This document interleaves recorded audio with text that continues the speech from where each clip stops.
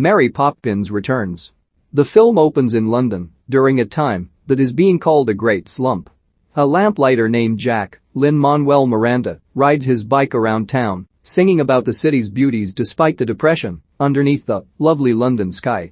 He rides down Cherry Tree Lane where Admiral Boom, David Warner, complains to Mr. Binnacle, Jim Norton, that Big Ben's chimes are coming in late. Michael Banks, Ben Whishaw, still lives in his parents' home as a widow with his children John, Nathanael Saleh, Annabel, Pixie Davies, and Georgie, Joel Dawson, along with housekeeper Ellen, Julie Walters. Michael's sister Jane, Emily Mortimer, is there as well, trying to help her brother handle things around the house. Two lawyers from Fidelity Fiduciary Bank, Hamilton Gooding, Jeremy Swift, and Templeton Fry, Cobna Holdbrook Smith, show up to leave a notice of repossession on the front door. They explain that, because Michael has failed to pay back a loan, his house is to be taken by the bank unless he pays it back by Friday at midnight. Michael remembers that his father kept a certificate of ownership to some shares in the bank, and he goes upstairs to find them, but he starts to worry about handling things without his wife Kate around, a conversation. Jane joins him upstairs to help look for the certificate, but they instead find an old kite from their childhood. Michael dismisses it as garbage. The children go off to the shop when the kite blows away and catches Georgie's eye. He runs after it, but is pulled away by the wind, and John and Annabel run after him. Georgie is caught by Jack, who helps him fly the kite properly, but it gets pulled in by the wind. The clouds then separate, and to their surprise, down comes Mary Poppins, Emily Blunt, floating with the kite. She addresses the children by their names and greets Jack, knowing him as an apprentice of Bert the chimney sweep. Mary then guides the children back home. Upon returning to the bank's home, Michael and Jane are stunned to see Mary having come back after all these years. She tells them she is there to look after the bank's children, meaning both Michael and Jane and Michael's kids. Mary heads up to her room to settle down. Michael and Jane remember Mary, but aren't sure if all the magic they witnessed was real. Mary has the children take a bath due to them being covered in filth from running around through the park. She adds a magical soap to the water and has the children jump in to be taken to an underwater world. Can you imagine that? Leaving the children in awe. Michael and Jane go to the bank to speak to its president, William Wetherall Wilkins, Colin Firth, to discuss the matter of George Bank's shares that could help save the house. Wilkins looks through his documents but claims to find nothing relating to the Banks family. He assures Michael and Jane that he will continue to look, but after they leave, he tears out the page with the bank's name on it and he throws it in the fireplace. That night, as Mary is talking to Jack, the children discuss selling their mother's china bowl to save their house. The three have an argument over it, which leads to them dropping and cracking it.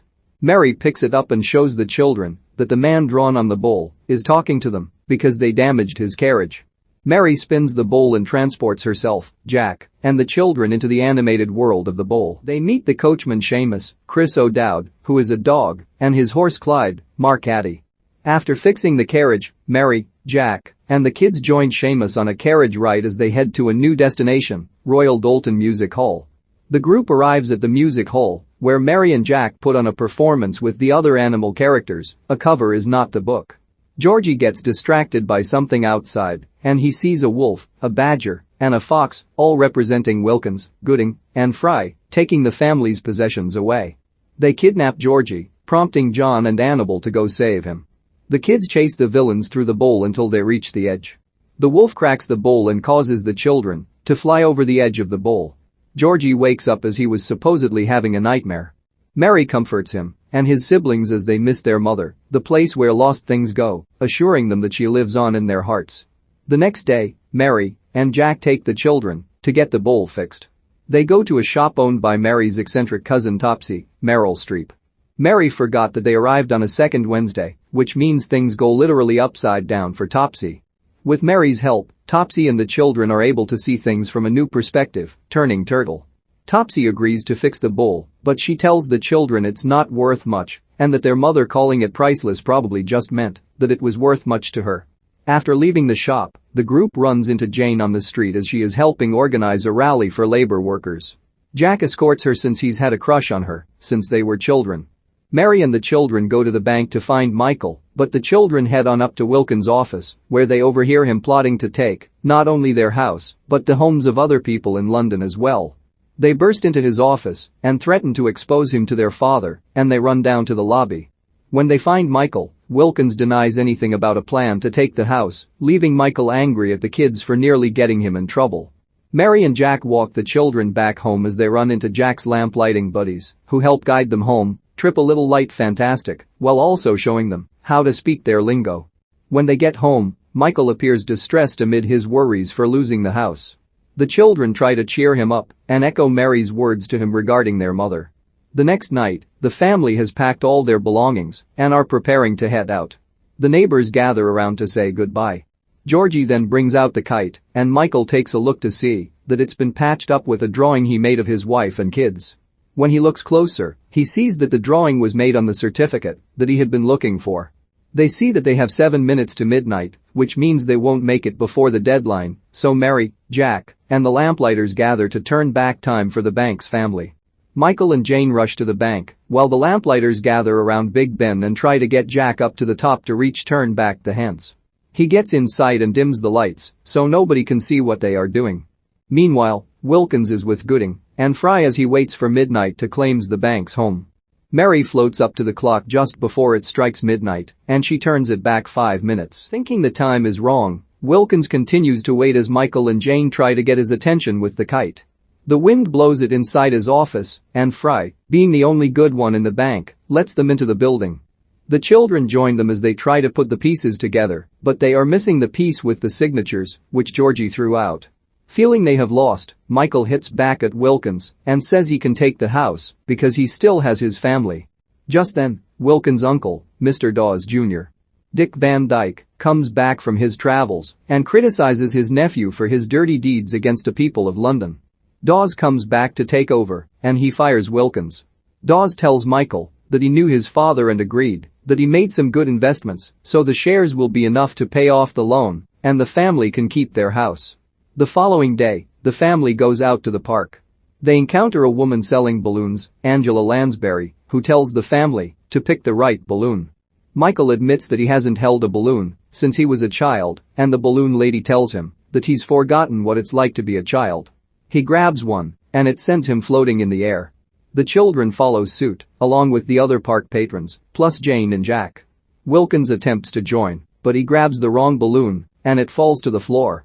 Michael and his family float among others as they feel happy and childlike, nowhere to go but up.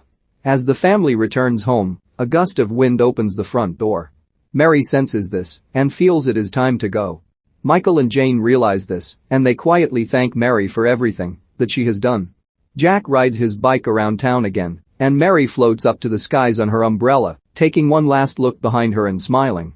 London is in an economic depression, and Michael Banks is about to lose his childhood home that he now lives in with his 3 children, John, Annabel, and Georgie. What's more is that Michael's wife passed on, leaving him to raise the kids on his own, with occasional help from his sister Jane.